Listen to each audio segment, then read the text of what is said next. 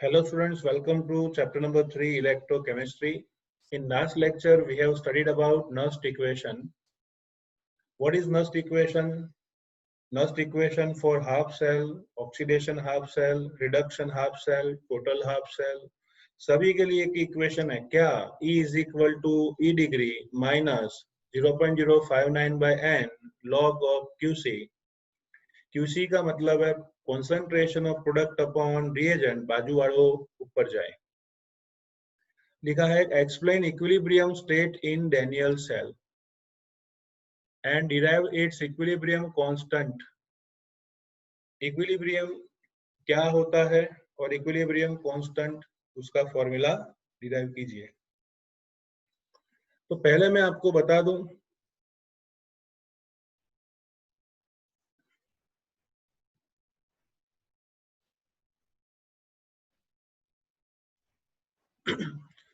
Daniel cell का reaction क्या होता है.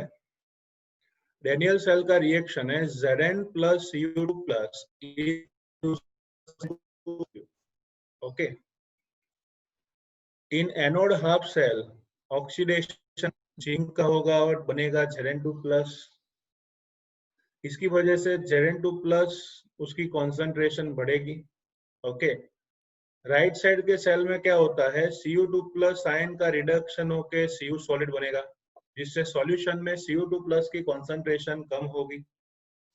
Eight the same time voltage of the cell as read on the voltmeter keeps decreasing.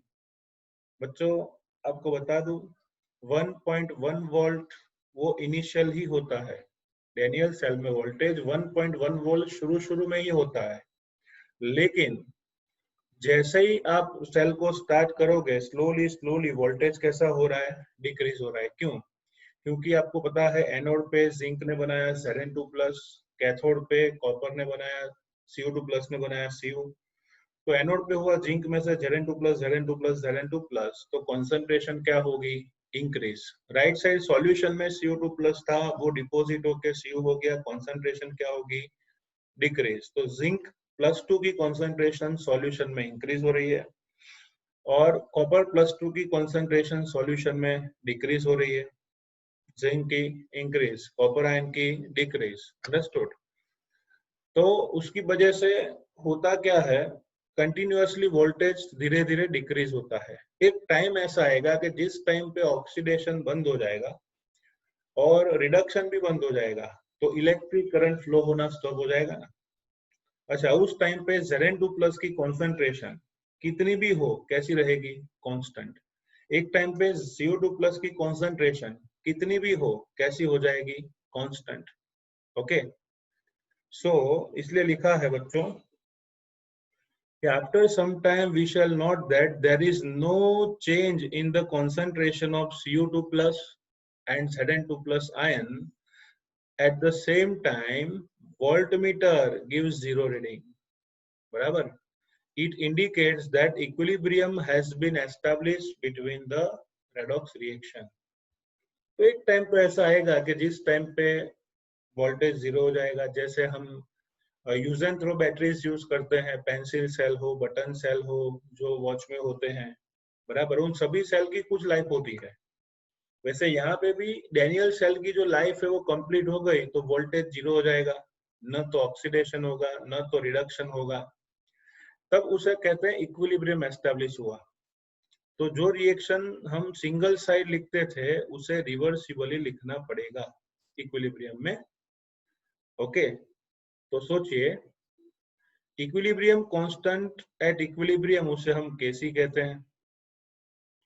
और suppose कीजिए equilibrium पे Zn2 प्लस की कॉन्सेंट्रेशन को बॉक्स में Zn2 प्लस और कॉपर की कॉन्सेंट्रेशन को Cu2 प्लस लिखते हैं.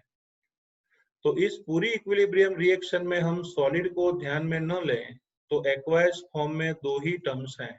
कौन से? Kc is equal to concentration of Zn2 plus upon concentration of Cu2 plus. What is the formula of Kc? बच्चों Kc का फॉर्मूला क्या होगा, concentration of Zn2 plus upon concentration of Cu2 plus. तो ये डैनियल सेल का equilibrium constant है. ठीक है. चलो आगे बढ़े। आगे बच्चों सोचना ये है कि अगर हम डेनियल सेल को इक्विलिब्रियम पर नस्ट इक्वेशन अप्लाई करें तो क्या आएगा?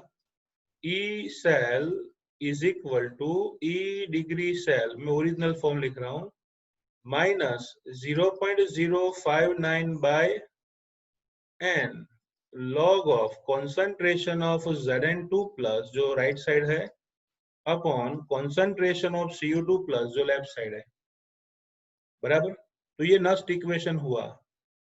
चेंज इन ऑक्सीडेशन नंबर 2 है तो यहाँ पे मैं 2 लिख सकता हूँ। अच्छा, अब देखो E cell non standard electrochemical cell का पोटेंशियल है ना। अब जब इक्विलिब्रियम एस्टैब्लिश होगा तो सबसे पहले क्या होना है? ई सेल वैल्यू क्या होगी? 0। सबसे पहले ई सेल वैल्यू होगी 0। दूसरी बात, ई सेल 0 हो गया कोई प्रॉब्लम नहीं, लेकिन जो कांस्टेंट कंसंट्रेशन का रेशियो आया उसे क्या कहेंगे? केसी। कांस्टेंट कंसंट्रेशन का रेशियो आया उसे क्या कहेंगे बच्चों? केसी, बराबर। तो KC is equal to concentration of Zn2 plus upon concentration of Cu2 plus, आएगा आंसर। ठीक है, तो हम क्या करेंगे? नस्ट इक्वेशन को ये सब अप्लाई करते हैं, इसलिए लिखा है in this condition E cell value 0 होगी, इंटीजर 2 होगा, और नस्ट इक्वेशन लिखें तो E cell is equal to E degree cell minus 2.303 RT by 2F log of Zn2 plus upon Cu2 plus, ऐसा आएगा। ओके, तो हमने नस्ट इक्वेशन लिखा डेनियल सेल का। ओके, अब डेनियल सेल का नस्ट इक्वेशन लिखा तो उसमें ई सेल वैल्यू क्या होगी? 0। ई सेल वैल्यू क्या होगी? 0। अच्छा, ई डिग्री सेल जो आपको 1.1 वोल्ट पता है, इस पूरे टर्म को मैं लिखता हूं बच्चों 2.303 RT बाय ओनली F, आएगा 0.0295, 0.0591 या 2 लॉग ऑफ Zn2 प्लस और Cu2 प्लस के रेशियो को केसी कहेंगे। तो इक्वेशन पूरा शॉर्ट हो गया। कैसे? देखो, ये ई सेल तो 0 है, ई डिग्री सेल बचा minus 2.303 RT by 2F log of KC हो गया, तो ये टर्म बच्चों केसी हो गया। तो स्टूडेंट्स यहाँ पे देखो, लेफ्ट साइड 0 है और राइट साइड ये टर्म है, ये रेशियो क्या हो गया बच्चों? के सी, इक्विलिब्रियम कांस्टेंट। तो हमने क्या किया, ये बीच में जो माइनस साइन है उसको पूरे टर्म को राइट साइड से लेफ्ट साइड ले जाओ तो प्लस हो जाएगा। तो फॉर्मूला होगा E cell is equal to positive 2.303 RT by 2F log of KC. Okay, और आप ऑलरेडी जानते हो कि 2.303 RT by F इसे हम कहते हैं 0.059। तो ई डिग्री सेल जो था उसका फॉर्मूला आया 0.059 by 2 log ऑफ के सी। क्या मिला? log ऑफ के सी, बराबर। चलो मैं एक काम करता हूं, ई डिग्री सेल नीचे सामने 2 है उसको ऊपर ले जाओ, अपॉन 0.059 इज इक्वल टू क्या आएगा? log ऑफ के सी। तो log केसी की वैल्यू आती है E degree cell multiply by 2 upon 0.059। अगर मुझे केसी फाइंड करना है तो log रिमूव करना पड़ेगा, तो केसी की वैल्यू क्या होगी? KC is equal to anti log of, आप जानते हो डेनियल सेल में ई डिग्री सेल होता है 1.1 volt due to copper and zinc, इसलिए यहाँ पे लिखा है कि यहाँ पे ई डिग्री सेल 1.1 वोल्ट है, तो log Kc is equal to 1.1 into 2 by 0.059, तो ओवरऑल आंसर आएगा 37.288। 37.288। तो आपको लाना है बच्चों KC, KC is equal to anti log of 37.288, इसका हमें एंटी लॉग लाना है। ओके, और अगर इसका एंटी लॉग लाना है तो पहली चीज डेसिमल पॉइंट के आगे जो वैल्यू है उसको 10 के पावर में रखिए, तो आ जाएगा इसकी टोपी 10 के सर 10 raised to 37 हो गया। फिर आप एंटीलॉग की सिस्टम से 0.288 उसका एंटीलॉग फाइंड करोगे 0.288 का, तो आएगा अप्रोक्सीमेट 2। तो फाइनली आंसर आता है 2 इंटू 10⁻37। क्या आंसर आएगा? 2 इंटू 10⁻37। तो हम न्यूमेरिकल्स में भी उसकी प्रैक्टिस करेंगे, केसी वैल्यू कैसे आती है। अंडरस्टूड? ओके, तो ये हुआ डैनियल सेल का सेल पोटेंशियल। नाउ हमें कहा गया है derive an equation for equilibrium constant Kc for any galvanic cell and also give its uses। तो बच्चों, कोई भी गैल्वेनिक सेल हो उसके लिए केसी का डायरेक्ट फॉर्मूला क्या होगा? तो सबसे पहले नस्ट इक्वेशन लिखना चाहिए। क्या है नस्ट इक्वेशन? यहाँ लिखा है ना, E cell is equal to E degree cell minus 0.059/n log of Q या फिर क्यूसी, बराबर। अब आपको बताऊं, जब भी वोल्टेज जीरो होता है, बराबर, when the equilibrium both electrode potential become zero, तो सबसे पहले voltage is zero, E cell क्या हो जाएगा? जीरो। तो यहाँ पे लेफ्ट साइड ई सेल है, उसकी वैल्यू क्या लिया आपने? Zero. Is equal to E degree cell minus 0.059/n log of QC. तो बच्चों क्या आएगा? E cell is equal to E degree cell minus 0.059/n log of, मैं तो क्यूसी ही लिखूंगा, आप क्यू लिखो तो भी चलेगा, लेकिन लिखेंगे log ऑफ क्यूसी। अब आपको बता दो, वोल्टेज बंद हो गया तो ई सेल वैल्यू क्या होगी? जीरो। तो E zero is equal to E degree cell minus 0.059/n log of QC आया। चलो, नेगेटिव टर्म सामने जाएगा तो पॉजिटिव, तो आपको मिलेगा E degree cell is equal to, यहाँ बीच में माइनस है ना, इज इक्वल टू कर दो, E degree cell is equal to 0.059/n log of QC. अब आपको पता है इक्विलिब्रियम हो तो QC is equal to KC आएगा। जब भी इक्विलिब्रियम स्टेट हो, तो 11th में पढ़े हो आप, इक्विलिब्रियम पे reaction quotient becomes equilibrium constant, तो क्यूसी ही क्या हो जाएगा? केसी। तो बस हमने क्या किया, क्यू की जगह केसी रख दिया। ओके, चलो, तो यहाँ पे हम क्यूसी की जगह केसी लिख देंगे। अब मैं लॉग केसी को सब्जेक्ट ऑफ फॉर्मूला बनाऊं। अगर मैं लॉग केसी को सब्जेक्ट ऑफ फॉर्मूला बनाऊं, बीच में इज इक्वल टू यहाँ, तो log KC is equal to क्या आएगा? n into E degree cell upon 0.059। log KC is equal to n into E degree cell upon 0.059। अब अगर मैं केसी को सब्जेक्ट ऑफ फॉर्मूला बनाऊं, तो उसके लिए log रिमूव करना पड़ेगा। तो लेफ्ट साइड log रिमूव करूं तो राइट साइड क्या होना है? Anti log. तो बच्चों, केसी का फॉर्मूला होगा एंटी लॉग ऑफ, क्या आएगा? n into e degree cell upon 0.059. So this is formula of equilibrium constant for any types of Daniell cell or galvanic cell. तो बच्चों, पहले लॉग नस्ट इक्वेशन लिखो, नस्ट इक्वेशन मिल जाए, फिर आपको इतना याद रखना है, इक्विलिब्रियम पे क्यूसी केसी हो जाएगा और ई सेल जीरो होगा। फिर लास्ट टाइम तक केसी को सब्जेक्ट ऑफ फॉर्मूला बनाते जाइए, आपको आंसर मिल जाएगा। Now let us see uses of equilibrium constant. तो equilibrium constant can be calculated by measuring potential. आपके पास ई डिग्री सेल है तो आप केसी फाइंड कर सकते हो।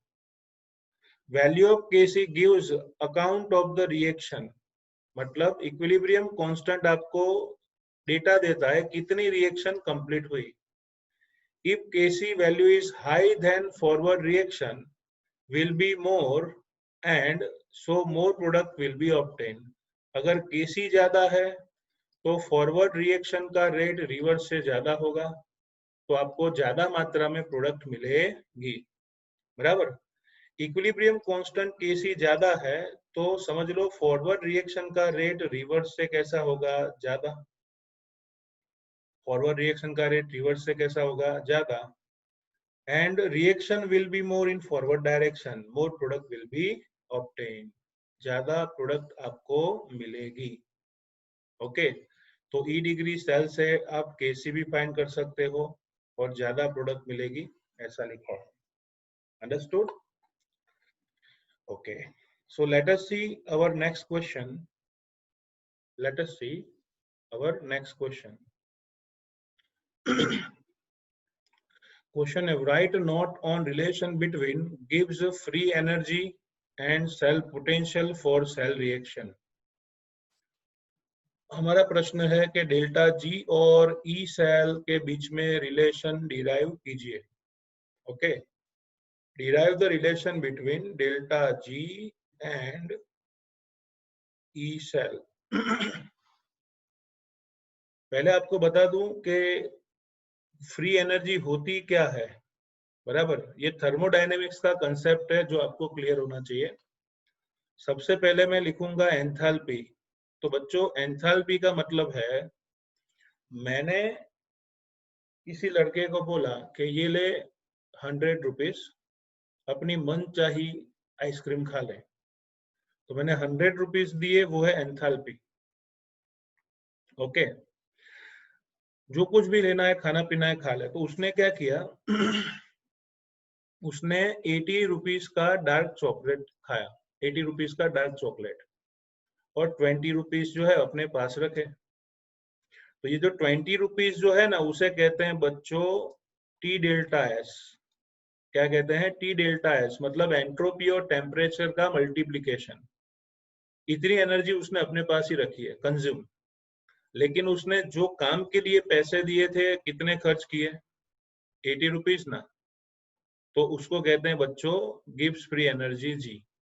ओके, सो आप नहीं लिखते H is equal to, sorry, G is equal to H minus T S. तो ये है यूजफुल वर्क, जो एनर्जी वर्क में यूज हुई।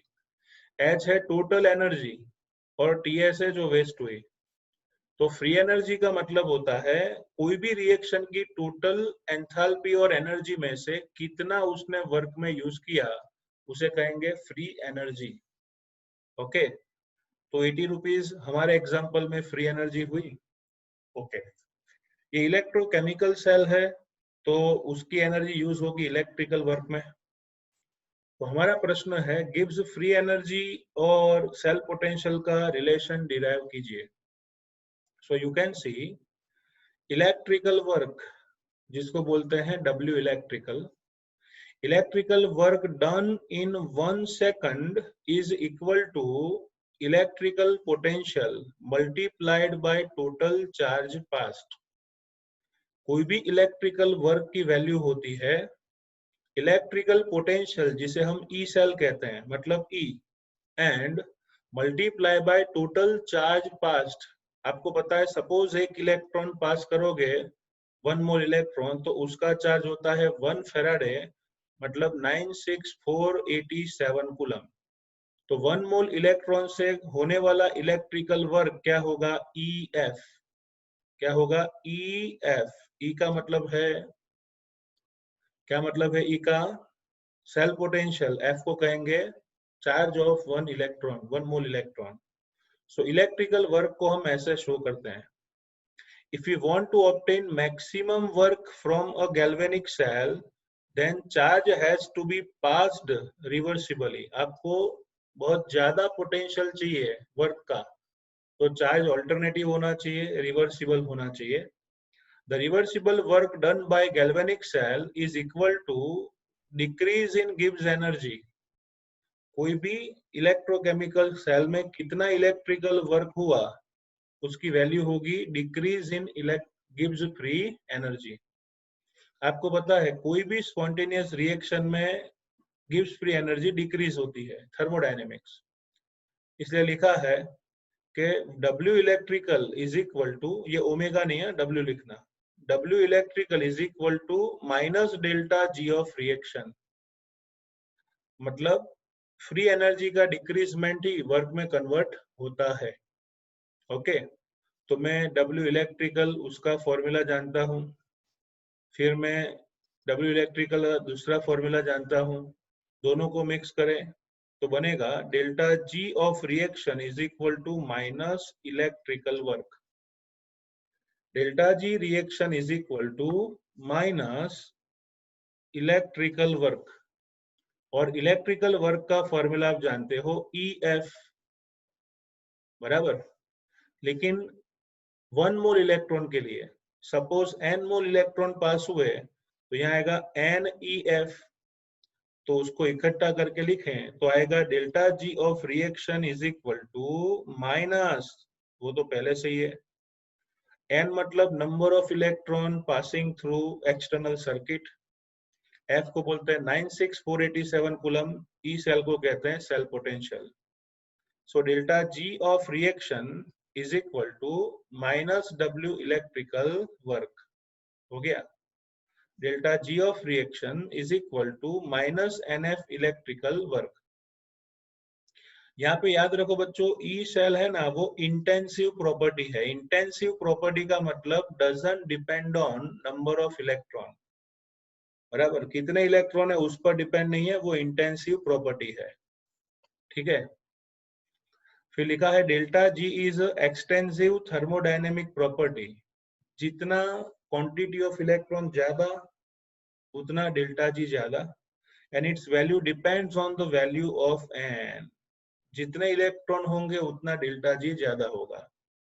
तो ई सेल है इंटेंसिव प्रॉपर्टी, फिर डेल्टा जी एक्सटेंसिव प्रॉपर्टी, क्यों? क्योंकि ई सेल इंटेंसिव है, एफ है वो क्वांटिटी पर डिपेंड नहीं है, एन बदलाएगा मतलब मोल नंबर ऑफ इलेक्ट्रॉन चेंज होंगे तो डेल्टा जी चेंज होगा ना, इसलिए लिखा है its value depends on the value of N.